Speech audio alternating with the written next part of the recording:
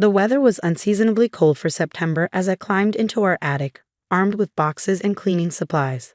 After 15 years of marriage, Marcus had announced he wanted a divorce, and I was determined to sort through everything before he could twist that narrative too. My name is Deanna Walker, and until 3 days ago, I thought I knew who my husband was. We met in college. He was the charming business major everyone loved, and I was the quiet computer science student who somehow caught his eye. At least that's how he always told the story. I pulled another box toward me, this one labeled Old Ilikitironikis. Inside was a tangled mess of cords, chargers, and outdated devices. At the bottom, I found Marcus's old laptop from his first job after graduation. "You can throw all that away," his voice made me jump. He stood at the top of the attic stairs, watching me with that new coldness in his eyes. "None of it works anymore." I clutched the laptop closer. "I'll sort through it myself, thanks." He shrugged, that familiar dismissive gesture that had become his signature move lately. "Suit yourself. Just make sure you're done by weekend. I want this wrapped up quickly." Of course he did. He'd already started telling people his version of events, how I'd grown distant, how I'd failed to support his career, how I'd changed. Our friends were already taking sides, most believing his carefully crafted story without question.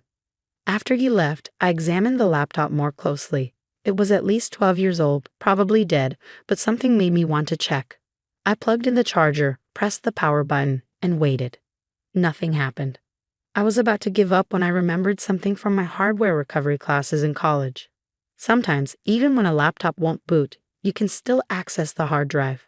I carefully opened the case and removed the drive, then connected it to my external reader. For a moment, nothing happened. Then my screen lit up with folders.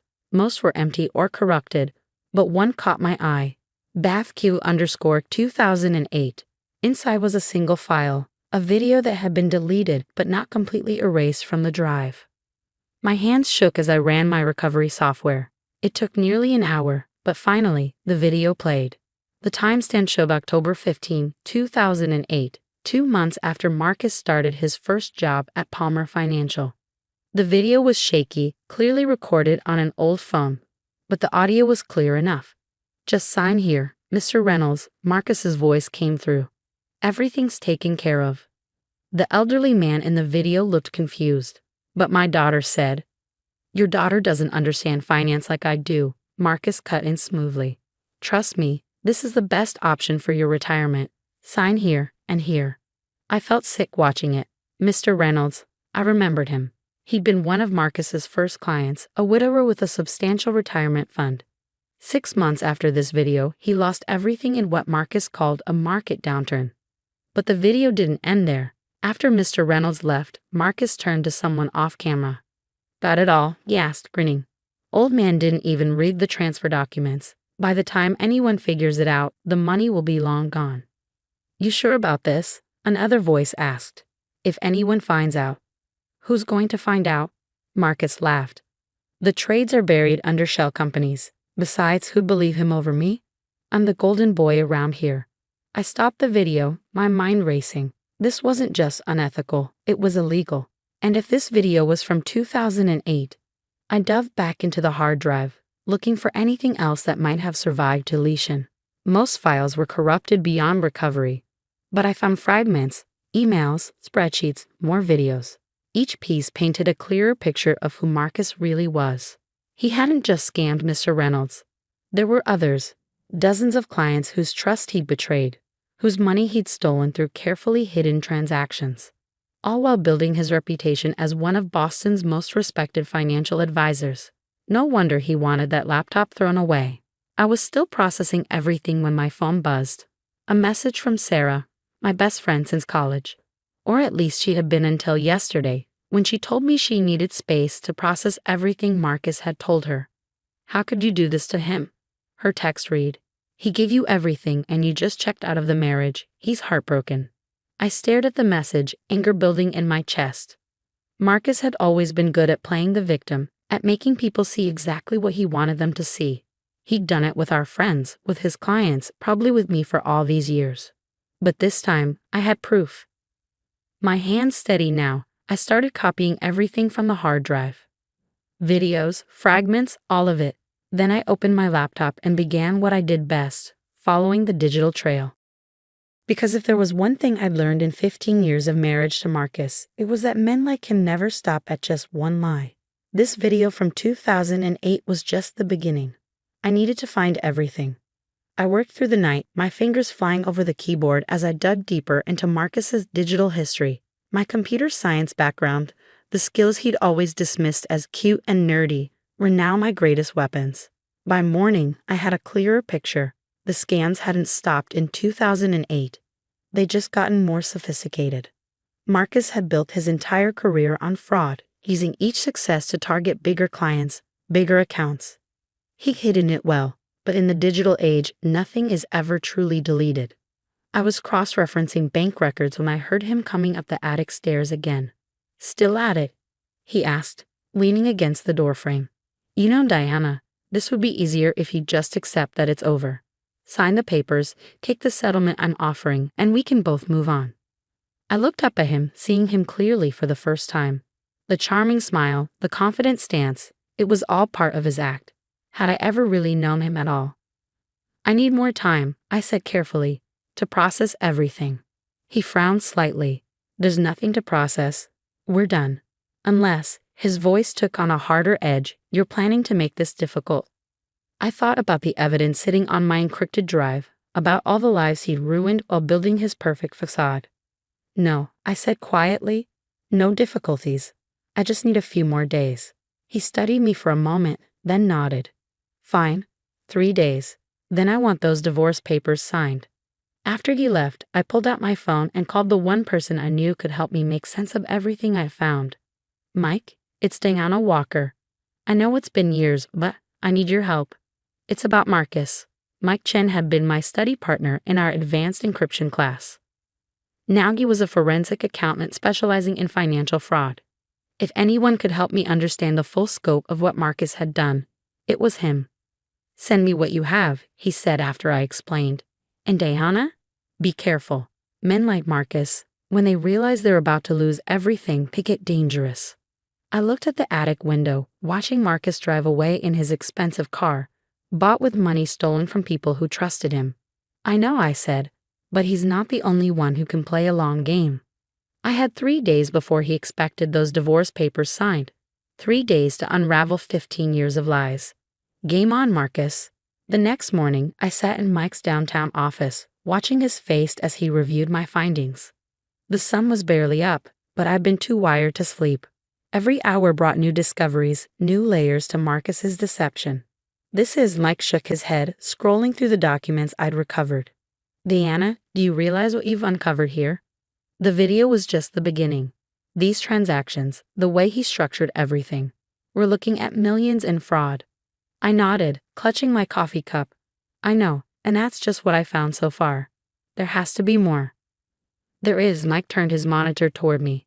"Look at these patterns. The money doesn't just disappear. It moves through a series of shell companies before ending up in offshore accounts. Very sophisticated. Very illegal. Can we trace it?" He nodded slowly. "With time, yes. But Diana..." He paused, his expression serious. "This isn't just about your divorce anymore. This is major securities fraud. People's lives have been destroyed." "I know," I said quietly. "That's why I came to you. I need to know what to do next." Mike leaned back in his chair, thinking. "First, we secure everything you found. I'm going to bring in some colleagues, people I trust who specialize in this kind of fraud.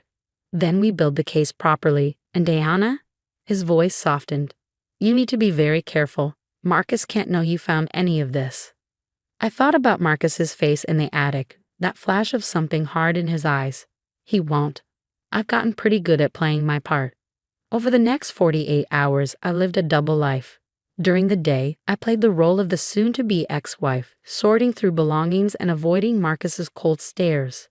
But at night, I worked with Mike and his team, piecing together the full extent of Marcus's crimes. The numbers were staggering. Over 15 years, he'd stolen more than $12 million from various clients, always careful to target those least likely to fight back. Elderly retirees, recently widowed spouses, people who trusted his charming smile and seemingly perfect reputation. "He's good, one of Mike's colleagues admitted as we reviewed another set of transactions. The way he layered everything, using legitimate investments to hide the fraudulent ones. If you hadn't found that video, this might never have come to light. But I had found it, and now there was no going back. The morning of the third day, when I was supposed to sign the divorce papers, I woke up to find Marcus sitting in our kitchen, a stack of documents in front of him. "Time's up," he said pleasantly, sliding the papers toward me. "Let's get this done." I sat down across from him, studying his face. The man I'd married, or thought I'd married, somewhere in there was the college student who'd once brought me coffee during late-night study sessions, who'd promised to love me forever. "Before I sign," I said carefully, "I want to talk about the settlement." His eyes narrowed slightly. "We've been through this. The prenup is clear. You get the house and a monthly payment. More than fair, considering." "Considering what?" "Considering you've contributed nothing to my success," he said, his mask slipping just a bit. "I built everything we have, Diana. My career, my reputation. Your lies?" The words slipped out before I could stop them. He went very still. "What did you say?" I took a deep breath. "Keep calm," I told myself. "Don't show your hand yet." "Nothing," I said quickly. "Just thinking about how things turned out." He relaxed slightly, but I could see suspicion lingering in his eyes. "Sign the papers, Deanna. Then we can both move on." I picked up the pen, my hand steady. "You're right. Time to move on." I signed my name on each marked line, watching his satisfaction grow with each signature. He thought he'd won, thought he'd managed to discard me as easily as he'd discarded all those clients he betrayed. "Perfect," he said, gathering the papers. "I'll have my lawyer file these today. Don't worry about moving out immediately. Take a few days to pack." He stood up, straightening his expensive tie. Always the perfect picture of success. "Oh, and Diana," he paused at the door. "I know this is hard, but you'll thank me someday. You and I both know you're not cut out for the kind of life I need to live." I waited until I heard his car pull away before pulling out my phone. "Mike," he signed, just like you said he would. "Good," Mike's voice was grim. "Because we're ready to. The FBI is very interested in everything we found." The next part happened exactly as we planned. While Marcus was at his office, probably congratulating himself on managing such a clean break, federal agents were executing search warrants at every location we'd identified. His office, his storage units, even the secret apartment he maintained under one of his shell companies. I was sitting in our living room when I heard cars pulling into the driveway. Through the window, I watched Marcus get out of his BMW, only to be met by FBI agents. His face, when they showed him their badges, was something I'll never forget. "Marcus Walker," one agent said clearly, "we need you to come with us. We have some questions about your business practices." He looked up at the house, his eyes meeting mine through the window. In that moment, I saw the realization hit him, the understanding that his carefully constructed world was about to crumble. I held up the old laptop so he could see it. The aftermath was both faster and slower than I expected. The evidence was overwhelming, not just what I found on the laptop, but everything Mike and his team had uncovered once they knew where to look. Marcus's entire career had been built on fraud, each success enabling bigger crimes. Within weeks, the story was all over the financial news. "Respected advisor charged in massive fraud scheme," the headlines read. Former clients came forward, each with their own story of trust betrayed. The man who'd spent years building a reputation as Boston's golden boy was revealed as nothing more than a sophisticated thief. Sarah, my former best friend, called me crying. "Diana, I'm so sorry," she sobbed. "I should have known. Should have believed you." "Yes," I said quietly, "you should have." I didn't tell her about the laptop, about my role in exposing everything. Let her think it was just luck or karma. Some friendships, once broken, can't be repaired. 6 months later, I sat in a courtroom watching Marcus being sentenced.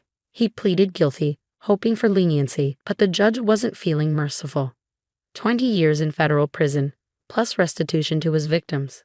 He looked old suddenly, stripped of his expensive suits and carefully maintained image. As they led him away, he glanced back at me one last time. I met his gaze steadily, remembering all the times he'd dismissed me, belittled my career choices, treated me like I was somehow less than him. The quiet computer science student who'd never quite fit into his perfect world had brought down his entire empire. After the sentencing, Mike found me outside the courthouse. "You okay?" he asked gently. I thought about the question. Was I okay? My 15-year marriage had been a lie. My husband was going to prison. Most of our friends had abandoned me when the truth came out. But I was free. Free from the subtle manipulation, the constant feeling that I wasn't good enough. Free to be myself again. "Yes," I said finally. "I think I am." A week later, I sold the house. The proceeds, along with everything else Marcus and I had owned, went into a fund for his victims. I kept only what I'd brought into the marriage and what I'd earned through my own career. I found a small apartment near the tech company where I'd recently accepted a position as head of cybersecurity. The irony wasn't lost on me. My cute computer skills had turned out to be far more valuable than Marcus's financial genius. Sometimes, late at night, I think about that old laptop in the attic, about how close I came to throwing it away without checking. One small decision had changed everything. But mostly, I think about the lesson I learned from all of this. The truth has a way of surviving, of waiting to be found by someone willing to look deep enough. Marcus had spent 15 years building his lies, but in the end, he'd forgotten one crucial detail. In the digital age, nothing is ever truly deleted. Not files, not fraud, and certainly not the truth.